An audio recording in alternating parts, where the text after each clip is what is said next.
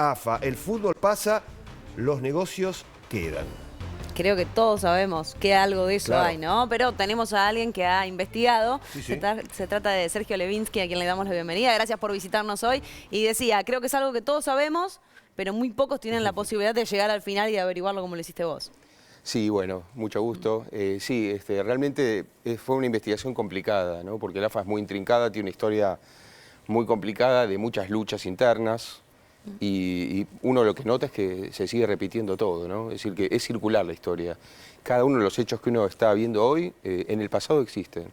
Son muy pocos los que no. El único hecho tal vez distinto, que es un signo de pregunta, es esta intervención entre comillas, ¿no?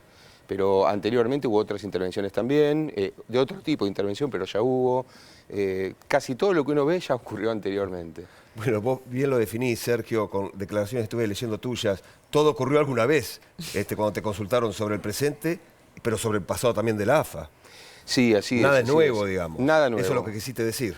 Nada es nuevo, pero hasta el mínimo detalle, cosas que parece, uno dice, no, bueno, por ejemplo, Grondona muere en ejercicio del poder y era vicepresidente de FIFA. Bueno, en los años 50, Domingo Pelufo era presidente de AFA, muere en ejercicio de poder y era vicepresidente de la FIFA. Casi todo ocurrió. Independiente, por ejemplo, en esta puja que hubo antes de la intervención, estaba con los clubes chicos y los clubes grandes por otro lado. Bueno, ya ocurrió también en los años 20, Independiente estaba con los clubes chicos y los grandes por otro lado. Casi todo lo que estaba ocurriendo ocurrió alguna vez. Yo creo que hay dos matrices básicas en esta investigación que uno ve de la AFA, ¿no? Una es la lucha de los clubes chicos con los clubes grandes, que a mí me parece que no está en su justa medida, ¿no? Porque en realidad esta lucha es complicada por una razón. Hasta 1949 los clubes grandes tenían más votos por una cuestión de representatividad y los clubes chicos tenían un voto solamente.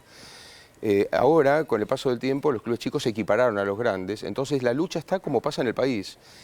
¿Qué sistema utilizamos? ¿El de la Cámara de Diputados o el de los senadores? Es decir, los senadores se equiparan porque representan las provincias, pero en la Cámara de Diputados representan al pueblo, entonces tienen distinta cantidad de votos. Entonces, ¿cuál de los dos es el que realmente va en la AFA? Y esto nunca se solucionó porque nunca estuvo claro reglamentariamente. Entonces, depende de quién esté en el gobierno de AFA, va cambiando la forma de ver este sistema de votos. Y el otro punto es el tema del Estado, que es tal vez el punto más grave de todos, porque desde hace muchos años, desde principios del siglo XX prácticamente, los dirigentes de los clubes se dieron cuenta que se puede vivir del Estado. Entonces cualquier bancarrota, cualquier situación de crisis se acude al Estado y el Estado termina salvando al fútbol, ¿no? Y esto sigue pasando hoy. Si los clubes entran en quiebra, gastan por demás, porque total saben que de fondo es tan importante el fútbol en la sociedad argentina que el Estado va a acudir siempre y los va a salvar. Dentro de lo que sucedió en los últimos años y que vos decís que se ha repetido, sabemos que en la historia del fútbol argentino hubo muchos arreglos de partidos. Sí, sí. ¿Pudiste averiguar a través de tu investigación para el libro alguno que haya sido de manera, en un pasado no tan lejano? Bueno, eso es mucho más difícil de probar. Sí, sé de arreglo de partidos, por supuesto. Hay algunos en la historia bastante claros, graficados, hace muchos años. Pero de los últimos tiempos sí es bastante sospechoso, más allá de que uno pueda probar, el sistema que se utilizaba. Por ejemplo, las famosas definiciones River Argentinos en los años 90, ¿no? Que todos los torneos cortos terminaban con River Argentinos.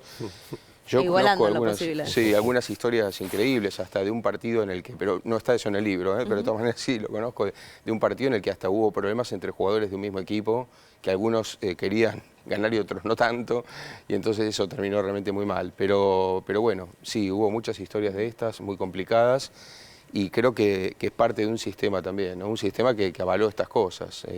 Por ejemplo, con el tema de las designaciones de árbitros.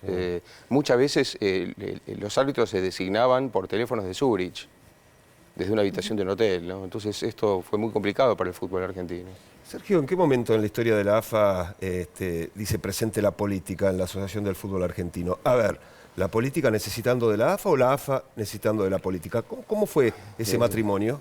Esa es una muy buena pregunta. Bueno, yo creo que hasta más o menos los años 20 era menos importante. Con los años 20 yo creo que, por ejemplo, hay una gran polémica antes del profesionalismo en la que se mete, en 1924, por ejemplo, ya Marcelo T. de Alvear tiene que lidiar entre dos federaciones. Es decir, si uno mira el libro, por ejemplo, la cantidad de nombres que tuvieron las federaciones es tan grande, hubo tanta cantidad de asociaciones, federaciones, escisiones, entonces se separaban y en uno de estos conflictos tuvo que mediar Alvear. Hasta ese momento los presidentes no se metían tanto, pero cuando ya llega a la presidencia de la Nación, la cosa se entra a complicar, ¿no? Y eso fue, yo diría que más o menos a partir de los años 20. Ahí comienza ya el Estado a meterse. Pero fue una conveniencia mutua por mucho tiempo, sigue siéndolo. Por eso es que el fútbol depende tanto del Estado. Porque el fútbol sabe que de fondo no se puede estar mucho tiempo sin fútbol. Porque el fútbol tapa una cantidad de baches enormes, de distintas crisis. Entonces, hablar de fútbol implica no hablar de otras cuestiones. Entonces, como el fútbol sabe esto y es mucho más consciente inclusive que los propios gobernantes. Yo me acuerdo de una frase de Julio Grondona. Grondona, cuando muere Escaserra, que lo matan al chico Escaserra en 1985, en aquel Independiente Boca, me acuerdo que me dijo a mí mismo, ¿no? Cuando fue a Casa de Gobierno, llamado por el Ministerio del Interior para ver qué pasaba, y era un Grondona joven. Y sin embargo, ese Grondona joven ya me dijo, cuando ellos van, yo ya fui y vine. Es decir, que no tenía ningún temor de enfrentar a esos dirigentes, que era el presidente, el ministro del Interior. Grondona sabía muy bien. Grondona resistió el embate de Alfonsín ya en los años 80 para sacar a Bilardo, y lo resistió sin ningún problema. Y estamos hablando de un Grondona 30 años menor de cuando murió, ¿no?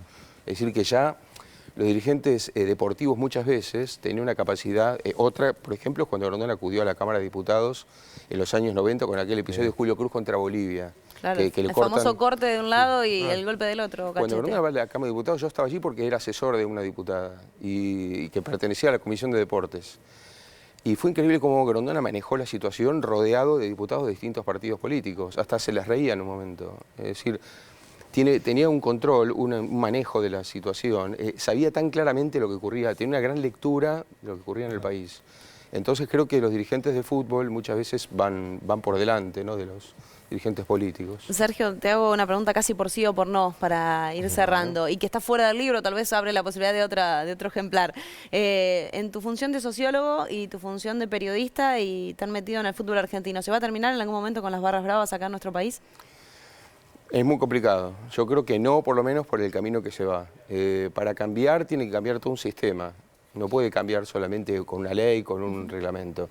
Esto tiene que ser un sistema. Y si, por ejemplo, entran las barras bravas a los estadios y mucha gente las aplaude y las repudian en muy pocos estadios o muy pocos clubes o muy pocos hinchas, se complica.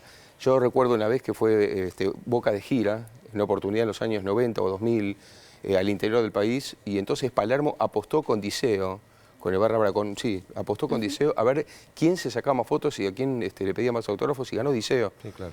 Entonces, el problema no está solamente en solucionarlo desde allí, el problema está también en la propia sociedad y el sistema.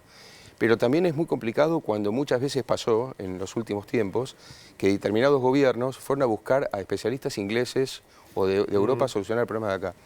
Es hablar de un mundo completamente distinto al argentino. En Europa uno puede ver una señora de 35 años con 2 nenitos bajar para ir al Camp Nou a ver un partido del Barcelona, despreocupada, caminando por la calle y entre hinchas a lo mejor del Betis, en el metro de Barcelona.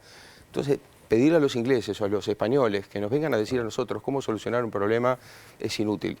Y lo peor es que cuando vienen, lo que dicen los especialistas es, no, este es un problema de ustedes, no se parece al nuestro.